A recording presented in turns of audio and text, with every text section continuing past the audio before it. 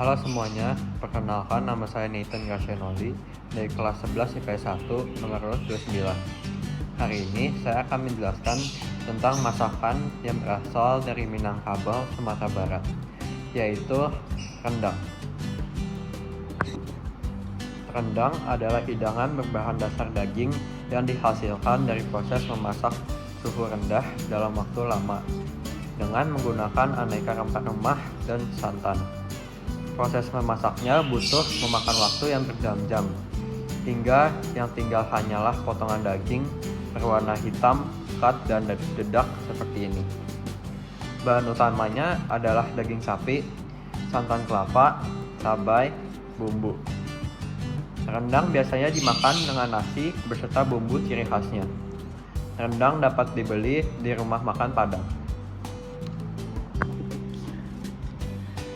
Faktor geografis memainkan peran penting dalam pembuatan masakan rendang, terutama karena rendang merupakan masakan tradisional dari daerah Minangkabau, Sumatera Barat, Indonesia.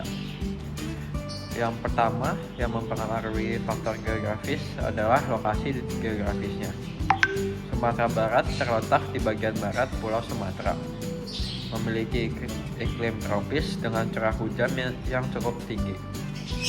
Iklim dan kondisi geografis ini mempengaruhi ketersediaan bahan baku seperti daging sapi, kelapa, dan rempah-rempah yang merupakan bahan utama pembuatan rendang.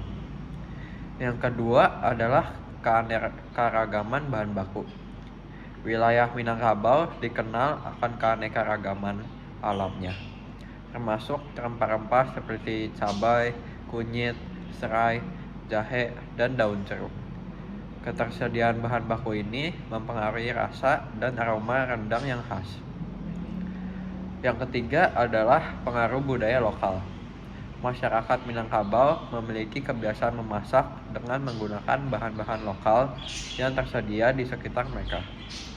Budaya lokal ini turut membentuk cara memasak rendang dan bumbu-bumbu yang digunakan, yang terkadang dapat bervariasi dari satu daerah ke daerah yang lain.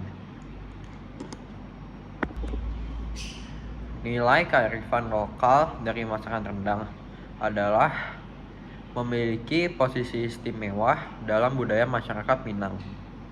Rendang memiliki filosofi tersendiri bagi masyarakat Minang, Sumatera Barat, yaitu artinya musyawarah dan mufakat, yang berasal dari 4 bahan pokok yang melambangkan keutuhan masyarakat Minang.